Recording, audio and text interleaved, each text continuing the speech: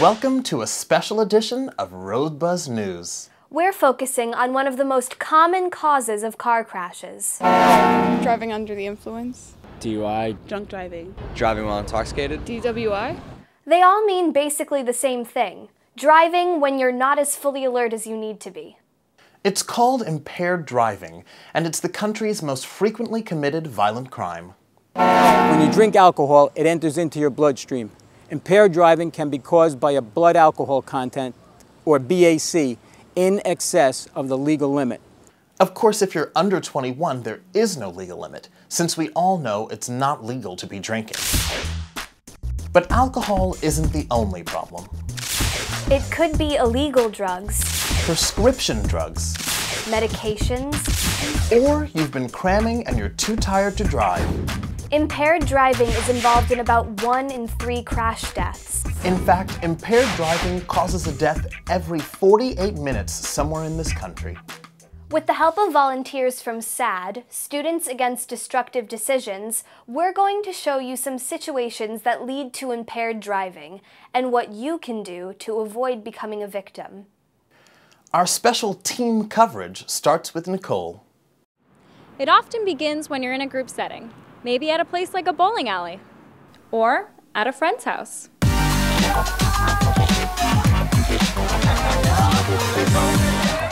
Someone brought a bottle, or drugs like marijuana.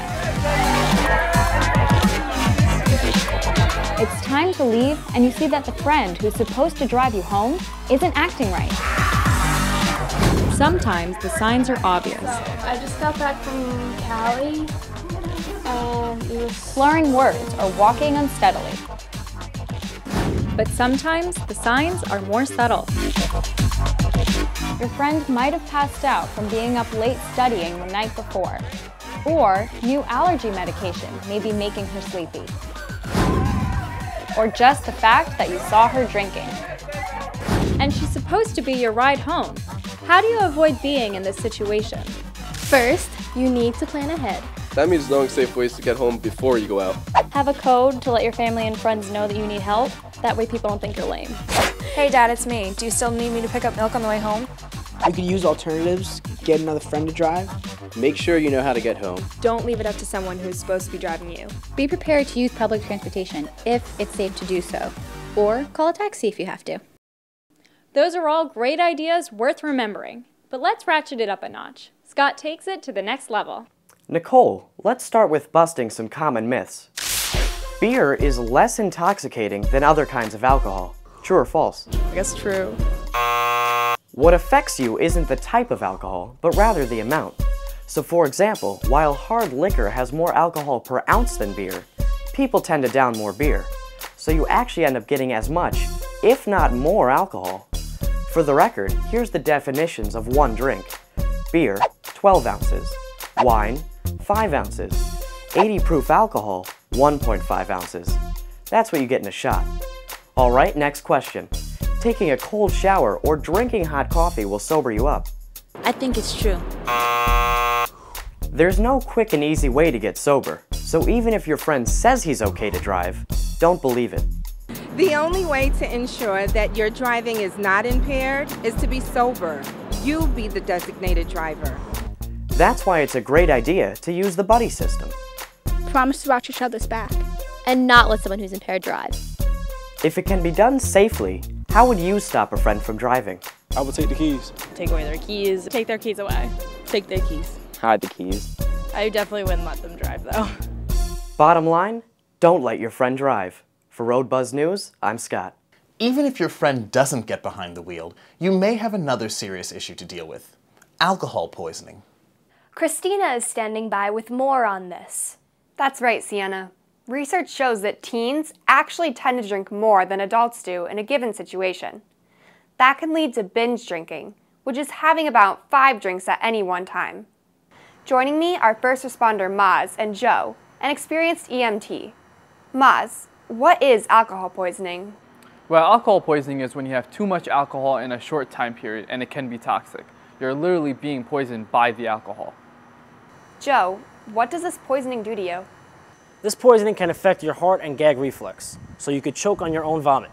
You could stop breathing and pass out, and even end up in a coma.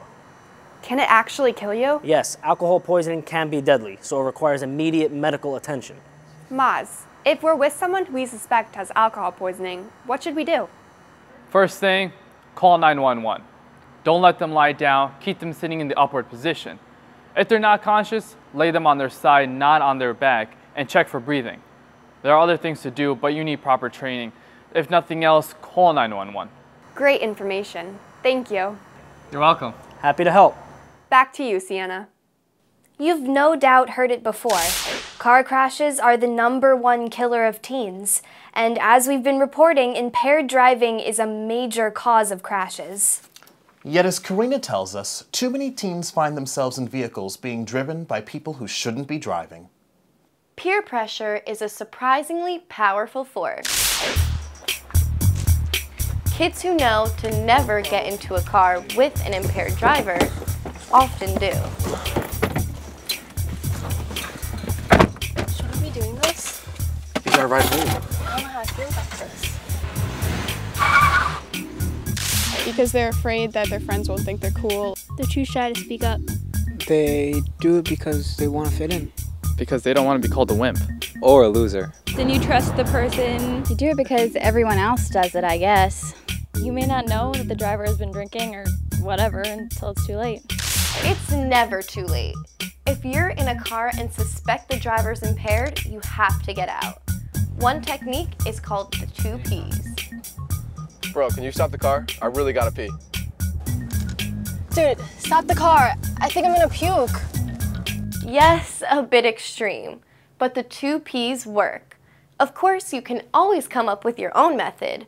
The point is to get the car to stop as quickly and safely as possible. Back to you guys.